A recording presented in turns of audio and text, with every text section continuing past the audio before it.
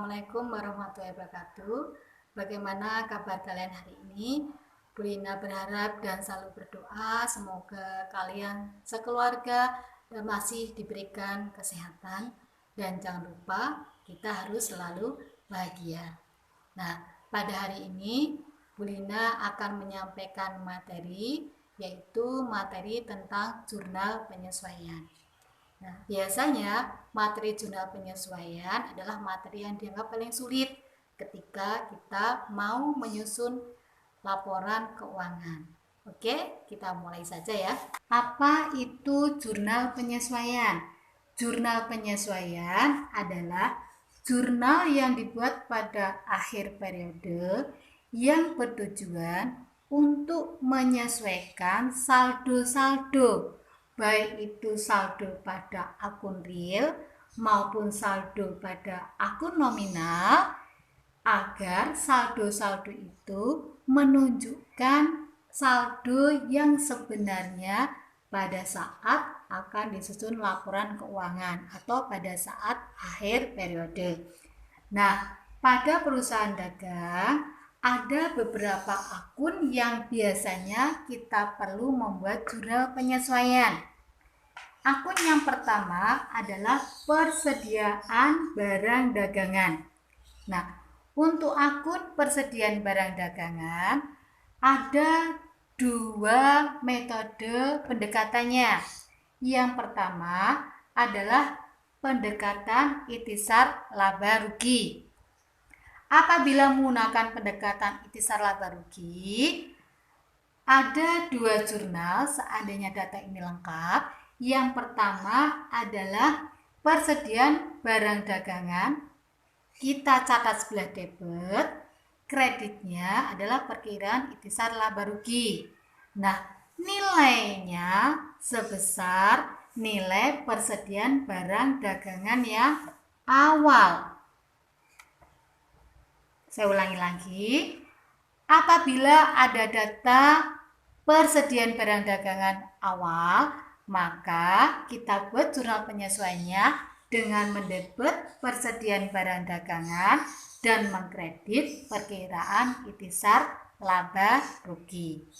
Yang kedua, apabila ada data persediaan barang dagangan akhir, maka kita buat jurnalnya dengan mendebit perkiraan ikhtisar laba rugi dan mengkredit perkiraan persediaan barang dagangan senilai barang dagangan akhir.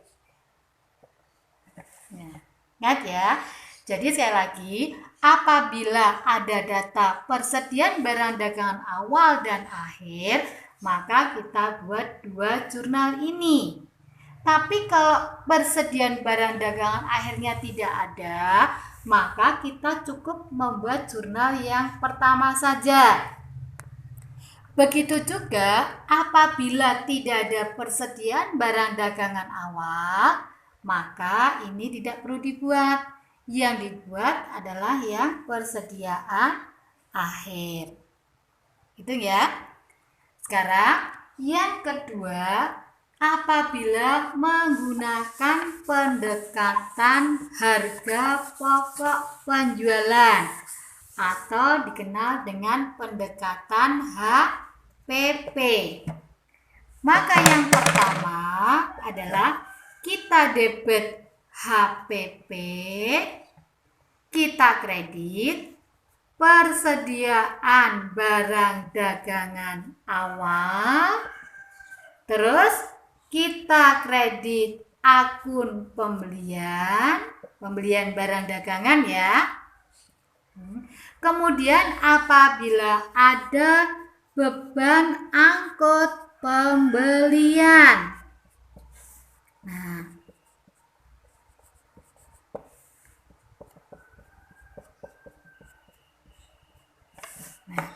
jadi berapakah nilai harga pokok penjualan yang ada di debit?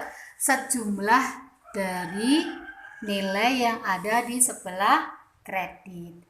Jadi misalnya ada persediaan awal 1 juta, ada misalnya pembelian itu misalnya 2 juta, kemudian ada ongkos 500.000, maka di debit angkanya adalah 3.500.000 rupiah. Ya, saya ulangi lagi. Apabila menggunakan pendekatan HPP, kita debit harga pokok penjualan atau HPP, yang kita kredit adalah persediaan barang dagangan senilai yang awal, kemudian pembelian barang dagangan yang dilakukan pada periode itu, dan apabila ada ongkos angkut, maka kita kredit juga akun beban angkut atau ongkos angkut pembelian. Nah, dari akun ketiga yang dikredit ini kita jumlahkan. Contohnya tadi, apabila ada persediaan awal 1 juta, ada pembelian barang dagangan itu 2 juta, dan ada ongkos angkut 500.000, maka yang kita debit angkanya sebesar 3.500.000 rupiah. Kemudian zona yang kedua, kebalikannya, akan kita kredit harga pokok penjualan, maka yang kita debit adalah persediaan barang dagangan yang akhir. Ya. Kemudian apabila ada retur pembelian, ya. Kemudian ada potongan pembelian, maka kita kredit HPP. Nah, berapa yang kita kredit? Sebesar jumlah total yang di sebelah debit. Jadi jumlah debitnya berapa? Taruhlah atau sama dengan angka yang ada di sebelah kredit. Misalnya ada persediaan barang dagangan akhir misalnya 500.000. Ada retur pembelian 100.000. Ada potongan pembelian 50.000. Maka harga pokok penjualan yang dikredit sebesar 650.000. Saya ulangi lagi ya. Untuk jurnal penyesuaian dengan pendekatan HPP, jurnal yang kedua adalah mengkredit harga pokok penjualan dengan mendebit persediaan barang dagangan akhir, kemudian kalau ada retur pembelian, dan juga kalau ada potongan pembelian. Apabila retur pembelian dan potongan pembelian ini tidak ada, maka angka HPP yang dikredit ya sama saja sebesar nilai persediaan barang dagangan yang akhir. Nah, itu untuk menyesuaikan akun persediaan barang dagangan. Jadi ada dua pendekatan. Yang pertama adalah tadi pendekatan ikhtisar laba rugi, dan yang kedua adalah pendekatan HPP. Ya. Kemudian akun yang biasanya dilakukan penyesuaian adalah akun perlengkapan. Nah, yang kedua mungkin akun perlengkapan. Nah, untuk akun perlengkapan ini harus hati-hati. Kita melihat di neraca. Di neraca itu apakah dengan pendekatan aset, yaitu tulisannya perlengkapan,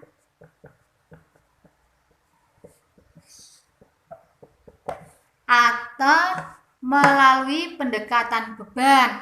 Kalau melalui pendekatan beban, maka di neraca nampak akun beban perlengkapan.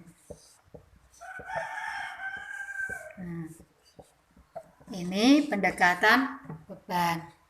Contoh misalnya, kalau misalnya perlengkapan di neraca saldo itu ada angka, di neraca saldo itu ada akun perlengkapan senilai Rp500.000. Berarti pendekatannya adalah pendekatan aset. Ternyata misalnya pada akhir periode itu setelah dilakukan pengecekan secara fisik, perlengkapan yang ada tinggal Rp200.000.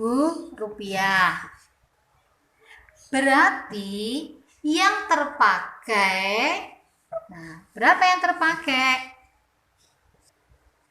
Yang terpakai adalah senilai Rp300.000. Kenapa? Di neraca saldo dulu kita punya akun perlengkapan Rp500.000. Ternyata setelah dicek fisik pada akhir periode hanya ada perlengkapan senilai Rp200.000. Artinya apa? Artinya ada perlengkapan yang terpakai senilai Rp300.000. Nah, yang terpakai inilah yang kita namakan beban perlengkapan. Nah, bunyi penyesuaiannya bagaimana? Penyesuaiannya adalah kita debit beban perlengkapan, kreditnya adalah perlengkapan. Berapa yang jadi beban perlengkapan? Yaitu tadi yang terpakai senilai Rp300.000.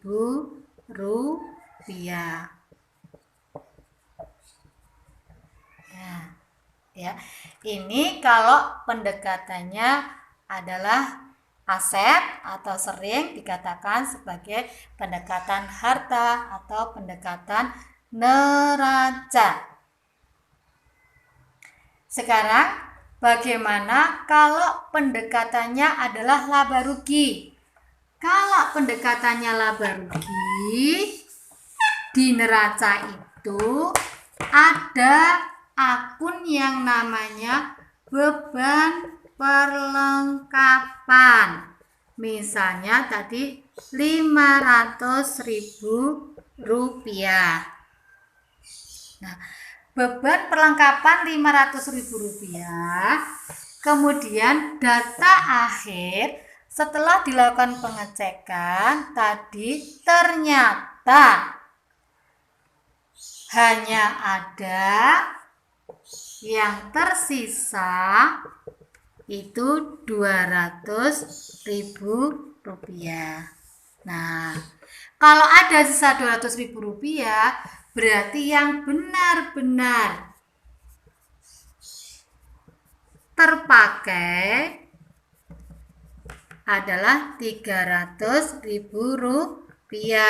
atau yang benar-benar menjadi beban adalah Rp300.000.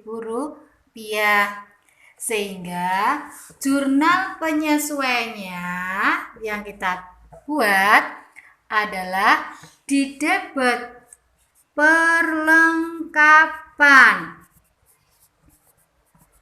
Kreditnya adalah beban perlengkapan. Berapa nilainya?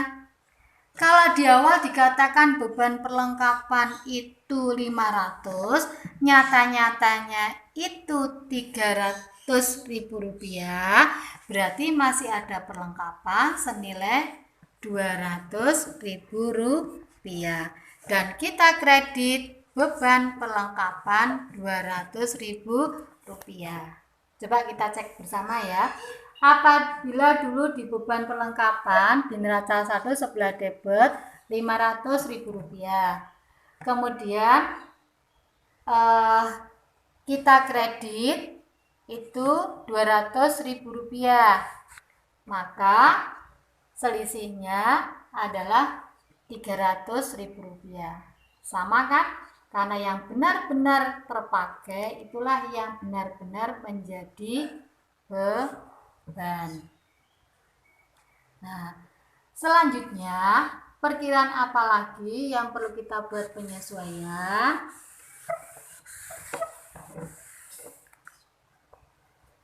Beban-beban yang masih harus dibayar.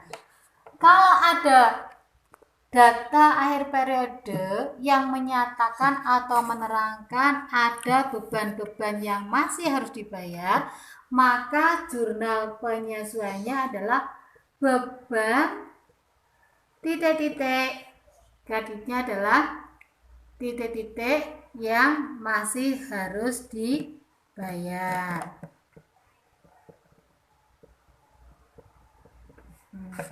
Contohnya misalnya pada akhir periode ada gaji untuk satu karyawan yang nilainya misalnya Rp1.500.000 atau 1,5 juta yang belum diambil oleh karyawannya. Berarti perusahaan kan punya hutang kepada karyawan. Hutang apa? Hutang gaji. Maka penyesuaiannya adalah beban gaji, kreditnya gaji yang masih harus dibayar, atau kita bisa menggunakan akun lain yaitu hutang gaji. Berapa? Rp1.500.000.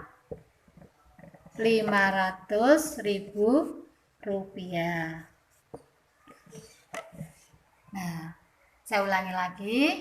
Apabila ada akun-akun yang menunjukkan ada beban yang belum dibayar atau yang masih harus dibayar, maka jurnal penyesuaian adalah beban titik-titik, kreditnya titik-titik yang masih harus dibayar, atau dengan akun lain hutang titik-titik. Contohnya tadi ada gaji karyawan senilai 1,5 juta karena belum diambil karyawannya, maka pada saat disusun laporan keuangan maka dianggap perusahaan masih punya hutang gaji sebesar 1,5 juta. Bagaimana jurnal penyesuaiannya? Jurnal penyesuaiannya adalah di debit beban gaji, kreditnya adalah hutang gaji atau gaji yang masih harus dibayar. Nah, oke. 3 akun dulu yang biasa kita temukan pada jurnal penyesuaian. Nanti silakan kalian bisa belajar lagi. Nanti akan saya share beberapa soal yang terkait dengan ada 3 akun tadi yang kita pelajari di penyesuaian pada hari ini. Jadi nanti soal-soal akan Ibu share lewat WA. Silakan nanti kalian berlatih, atau kalian juga bisa mencari melalui internet apa sih itu jurnal penyesuaian, apa saja yang mesti dibuat jurnal penyesuaian. Oke, sekian dulu untuk pelajaran hari ini. Kurang lebihnya mohon maaf. Billahi taufiq wal hidayah. Assalamualaikum warahmatullahi wabarakatuh. Tetap semangat, oke?